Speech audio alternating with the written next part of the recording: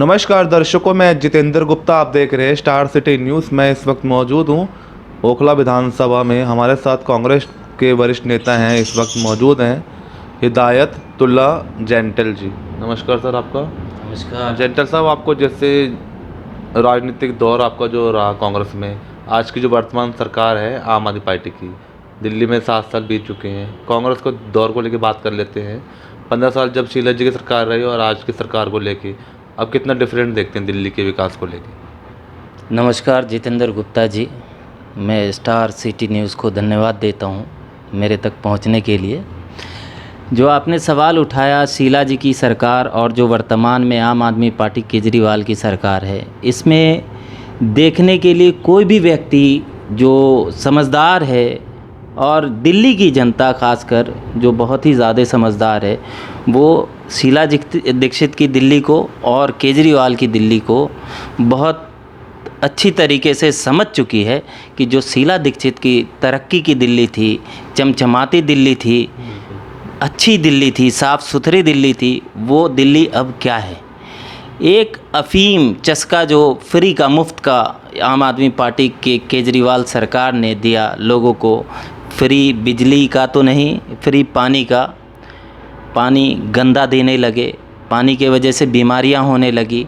तो पानी का बिल तो 200 रुपये का माफ़ किया होगा, लेकिन 2000 रुपये का हर घर में दवाई का खर्चा बढ़ गया। तो शीला दीक्षित का मुकाबला जो दिल्ली में था, जो शीला दीक्षित ने न्याय योजना दी थी, जो शीला दीक्षित ने सड़कें दी थी, जो शीला दीक्षित ने साफ़ सुथरा शहर दिया था, जिस शीला दीक्षित के दिल्ली की तुलना जो है दुनिया में अलग अलग देशों के शहरों से हुआ करता था, आज के डेट में वो दिल्ली तो है ही नहीं। हर जगह गंदगी का अंबार है, कूड़े का अंबार है। जो केजरीवाल कहते हैं कि भाजपा की एमसीडी वो करेगी सफाई का काम, जबकि ऐसा है नहीं। जब वो सत्ता में आए थे, जनता को बोल कर आए थे, विश्वास देकर आए थे कि हम दिल्ली में सफाई का काम करेंगे, गंदगी दूर करेंगे, कूड़े के अंबार को दूर करेंगे, दिल्ली ऐसे चमचमाएगी जैसे हम विदेशों से इसका कंपैरिजन करेंगे। तो शीला दीक्षित की दिल्ली को अब जनता याद कर रही है। अच्छा, ये जानते सर, इस कोरोना काल के संकट में आपकी कोई भूमिका रही? कोरोना काल पिछले 18 मार्च से 22 मार्च से लॉकडाउन हुआ और 2020 को और 2020 को ही, और लोग 2-3 हज़ार किलोमीटर पंजाब से, हरियाणा से लोग दिल्ली होते हुए पैदल अपने गांव को जा रहे थे। तो हमारे दिल्ली प्रदेश अध्यक्ष माननीय चौधरी अनिल कुमार, जिनको नया चार्ज मिला था, चंद दिन पहले ही कांग्रेस विधानसभा हारी थी, एक भी सीट नहीं आई थी। उस वक्त कोरोना जैसा संकट हमारे देश पे पड़ा, दिल्ली में भी पड़ा, लेकिन जो पार्टी जीती थी, आपको और दिल्ली की जनता को जानकर दुख होता है कि वो पार्टी के विधायक और तमाम लोग अपने घरों में छुप करके बैठ गए थे। तभी हम सबको माननीय अध्यक्ष अनिल कुमार चौधरी की तरफ से आदेश हुआ कि आप तमाम लोगों को कांग्रेस की रसोई चलानी है अपने अपने इलाकों में। तो दिल्ली में लगभग 70 विधानसभा है, तो 70 विधानसभा में अलग अलग जगहों पे अलग अलग जो है रूपरेखा में अलग अलग कार्यकर्ताओं ने कांग्रेस की रसोई के नाम से एक खाने का कार्यक्रम चलाया। और लगभग हर जगह वो रसोई चली, और जो लोग गरीब लोग जिनके नौकरी छूट गई थी, जो लोग गांव नहीं जा पाए थे या जो लोग गांव जाने के लिए परेशान थे, उनको खाने को परेशान थे, नौकरियां छूट गई थी, उन तक हम लोगों ने खाने का कार्यक्रम, घर भी खाना पहुंचाया और रसोई के माध्यम से एक जगह उनको बुला के खाना अच्छा खिलाने का काम किया। सरकार की क्या व्यवस्थाएं रही सर? जैसे कि सेकंड वेव में जो ऑक्सीजन से कई लोगों की मृत्यु हुई, इस पे आप क्या कहना चाहेंगे? सरकार ने पहले वेव में भी दावा किया था कि पहले वेव में जो है कोई हमारे पास सारी व्यवस्थाएं हैं, सारे इंतज़ाम है। पहले वेव में जो है आप देख सकते हैं कि किस तरह से नाकाम थी सरकार। लोगों को अपने घर जाने में ही ऐसा लग रहा था कि बॉर्डर पार करना पड़ रहा है, पाकिस्तान बॉर्डर पार करना पड़ रहा है, बांग्लादेश बॉर्डर पार। कभी इधर की पुलिस पिटाई करती थी, कभी उत्तर प्रदेश की पुलिस पिटाई करती थी, कभी सीआरपीएफ पिटाई करती थी। न मोदी जी का कोई सवाल था और न केजरीवाल का। केजरीवाल भी चाहते थे, बसों का इंतज़ाम कर सकते थे, लेकिन उन्होंने भी किसी चीज़ की अनुमति नहीं दी। और जो लोग पैदल यात्री जा रहे थे उनको हमारे प्रदेश अध्यक्ष ने दिल्ली की जो हमारी ऑफिस है उसमें ही इंतज़ाम करा, उन्होंने रुकने का, खाने का सारी व्यवस्था करा। दूसरा जो वेव चला उसमें आप देखेंगे दवाइयों की स्कार्सिटी हुई, ऑक्सीजन की स्कार्सिटी हुई, हॉस्पिटल में बेड्स की स्कार्सिटी हुई। जब पहली बार में इतने लोग शहीद हुए, मर गए, मैं तो शहीद कहता हूँ, और ये सरकार को मैं कहता हूँ कि मर्डरर सरकार है, चूँकि जिनकी जिम्मेदारी सरकार को होनी चाहिए वो जिम्मेदारी सरकार ने नहीं निभाई, न दवाइयों की, न ऑक्सीजन की, न बेड्स की। ये जिनकी वजह से लोगों में एक ऐसी अव्यवस्था की स्थिति पैदा हुई, लोग भागे भागे इस हॉस्पिटल से उस हॉस्पिटल घूम रहे, लोगों की यहाँ तक कि मृत्यु स्थल पे लाइन लग गई, हॉस्पिटल में लाइन लग गई, कब्रिस्तानों में लाइन लग गई, शमशानों में लाइन लग गई, लेकिन इस सरकार पे कोई असर नहीं हुआ। हत्या के गंगा में हमारे लोगों की लाशें बहने लगी। अच्छा हिदायत जी, जैसे कि कोरोना काल में आपने मदद की, इसके अलावा और क्या वर्क है आपका? जैसे अभी पीछे रमज़ान के बाद ईद आता है, ईद के बाद बकरीद आता है, जिसमें मुसलमानों का फेस्टिवल होता है और कुर्बानी का सिस्टम होता है। तो यहाँ ओखला में कुर्बानी के बाद लगातार जो है मलबा जमा होता है, एमसीडी के लोग मलबे को उठाते नहीं हैं, तो बदबू बहुत फैलती थी। और यहाँ अलशिफा हॉस्पिटल और 8 नंबर मस्जिद के पास कूड़े का अंबार जो जमा होता था उसके वजह से पूरे इलाके में बदबू आती थी।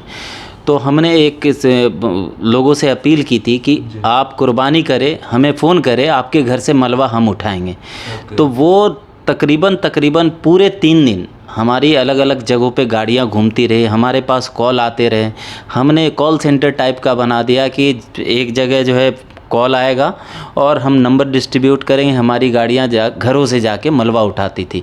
तो इस बार जो बकरीद का हुआ है, लोगों का भी, इलाके के लोगों का कहना है कि जो कांग्रेस का कार्यकर्ता हिदायतुल्लाह ने काम किया है, ये घर से मलबा उठाने का ये एक कंसेप्ट था, लोगों ने पसंद किया इस काम को। उसके बाद भी हमने अपने काम को रोका नहीं। जो आप देखेंगे हर जगह गंदगी रहती है। आज के वक्त में हमने एक अपील की है लोगों से कि कूड़ेदान में डालें।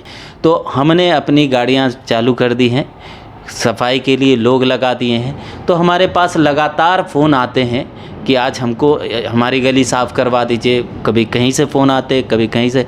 तो हमारे पास जो भी फ़ोन आते हैं, हमारे जो स्टाफ रखे हुए हैं, हम उनको नंबर फॉरवर्ड कर देते हैं, एड्रेस सारा मैसेज कर देते हैं, उस गली की सफाई हो जाती है। सर ओखला विधानसभा की कैसी रणनीति चल रही है, यहाँ की क्या क्या समस्याएं हैं और क्या क्या वर्क हो रहे हैं क्षेत्र? ओखला में सबसे बड़ी समस्या जो है वो सफाई की है।